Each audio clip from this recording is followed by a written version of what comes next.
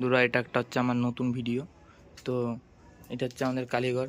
তো এটা সরস্বতীটা আমাদের পাড়ারই আছে। তো আমি দাদার কাছে জেনে নিব এটার কীরকম কী রেঞ্জ আছে। দাদা, তুমি একটু কিছু বলতে চাও? হ্যাঁ, বলো। এই সরস্বতীটার কীরকম রেঞ্জ হতে পারে একটু তুমি বলতে পারবে?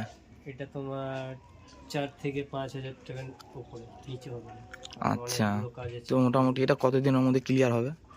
এটা এখন তো সরস্বতী পূজা এখন দেরি আছে, মোটামুটি হয়ে যাবে তার আগে। আচ্ছা, তখন এগুলো কি রেডিমেড নাকি না, এগুলো সব কয়েকটা আছে বাকি। অর্ডারের সব, তাই তো? হ্যাঁ, হ্যাঁ, হ্যাঁ। আচ্ছা, যাই হোক, তো অনেকগুলো মানে হাতের কাজটা হেভি। তো আপনারা যদি কেউ নিতে চান বন্ধুরা, সবাইকে সকলকে বলছি, তো এই দাদাটাকে চিনে রাখলে এটা ফোন নম্বর আমাদের কমেন্ট বক্সে দেওয়া থাকবে, ভিডিওতে দেওয়া থাকবে, তোমরা নম্বর থেকে কল করতে পারো। খুব ভালো একটা সরস্বতী বানাচ্ছে এখানে। তো তোমাদেরকে দেখিয়ে দিচ্ছি ছবিটা যেটা হচ্ছে। এই যে এই সরস্বতীটা হচ্ছে এনার মোটামুটি কাজ, ফুলের কাজ হচ্ছে, সব কিছুই মানে ডিজাইনার সব কিছু।